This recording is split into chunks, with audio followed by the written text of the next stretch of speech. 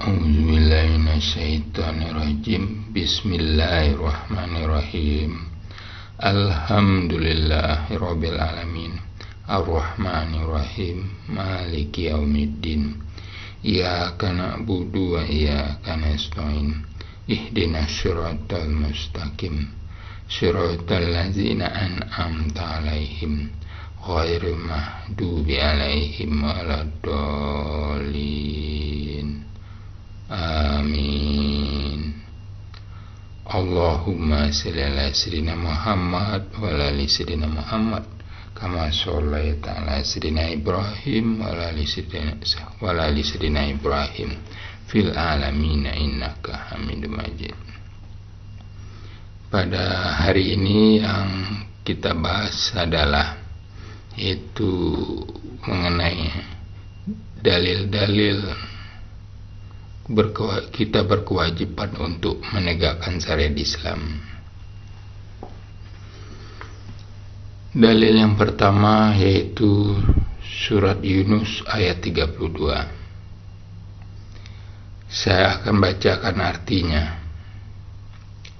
Maka tidak ada sesudah kebenaran itu melainkan kesesatan. Saya ulangi, maka tidak ada sesudah kebenaran itu melainkan kesesatan. Surat Yunus ayat 32. Yang sesat ialah Pancasila, Undang-Undang 45, KUHP Pidana, KUHP Perdata, Piagam PBB, liberal, komunis, ide-ide sekuler, dan lain-lainnya. Dalil berikutnya adalah surat Al-An'am ayat 38 yang artinya kira-kira seperti ini. Tidaklah kami lewatkan sesuatu pun dalam Al-Quran. Surat Al-An'am ayat 38. Di Al-Quran itu ada 6.666 ayat di Al-Quran. Kita harus mengaminkannya dan mengamalkan semuanya. Mengaminkan dan mengamalkan semuanya. Kita harus mematuhi semua. Kita harus amalkan semua ayat tersebut. Bukan hanya satu dua dan yang lain-lain kita taruh di belakang. Dalil berikutnya yaitu surat An-Nisa ayat 59 yang artinya kira-kira seperti ini. Kemudian jika kalian berlainan pendapat tentang sesuatu, maka kembalilah ia kepada Allah dan Rasul, yaitu Al-Quran dan Al-Sunnah.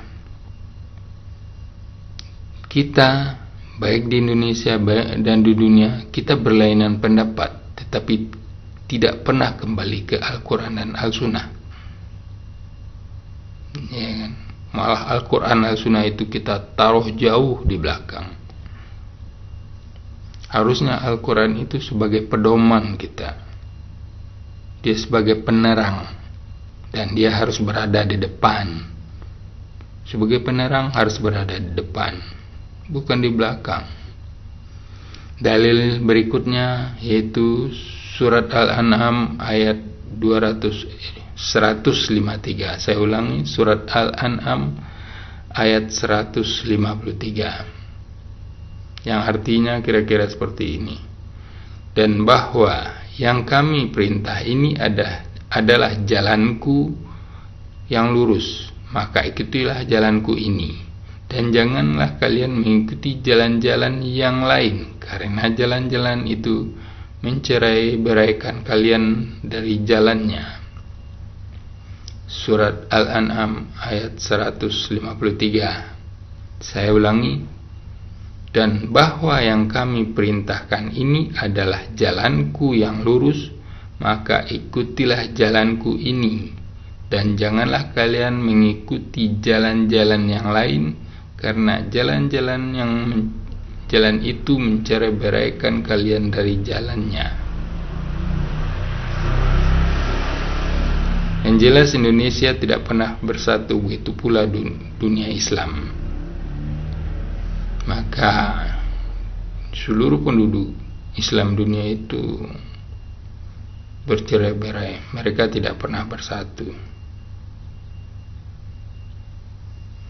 Dalil berikutnya yaitu Ali Imran ayat 31, yang artinya kira-kira begini: katakanlah, jika kalian benar-benar mencintai Allah, maka ikutilah aku, yaitu Rasulullah Shallallahu Alaihi Wasallam. Niscaya Allah akan mengasihi dan mengampuni dosa-dosa kalian. Surat Ali Imran ayat 31. Yang jelas kita tidak pernah mengikuti Rasulullah, padahal kita disuruh mengikuti semuanya, semua apa yang ada di Al-Quran dan semua apa yang Nabi ajarkan. Dari berikutnya itu sunnah Nabi. Dari Jabir, dia berkata, Rasulullah Shallallahu Alaihi Wasallam apabila berkhutbah, maka kedua mata beliau memerah, keras suaranya, dan meledak amarahnya, seakan-akan beliau sedang memperingatkan datangnya pasukan musuh.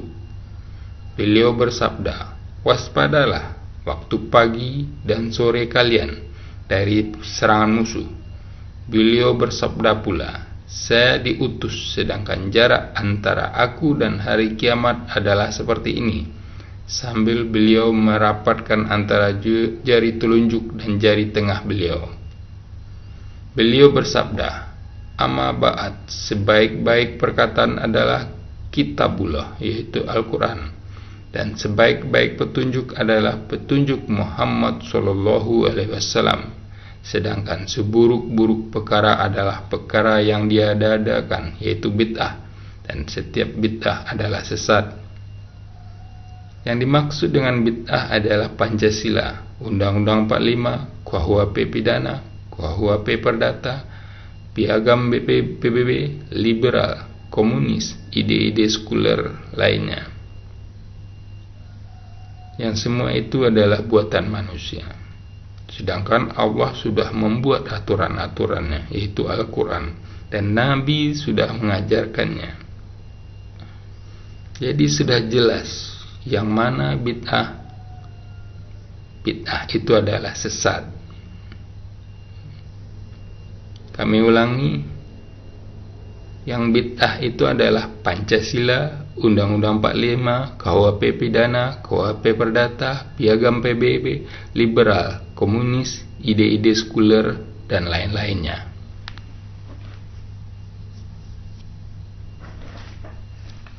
Disinilah banyak kesalahan umat muslim Indonesia, khususnya dunia.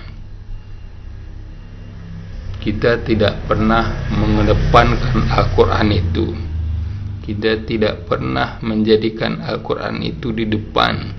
Kita tidak pernah menjadikan Al-Quran itu sebagai penerang, pengatur kita, yang mengatur kita. Makanya kita sudah disesatkan, yaitu At-Taubah ayat 115, dan banyak lagi dalil-dalilnya. Sampai di situ dakwah kita dulu. Mari kita tutup dengan kafaratul majelis. Subhanaka Allahumma wa bihamdika asyhadu an la ilaha illa anta astaghfiruka wa atubu ilaik.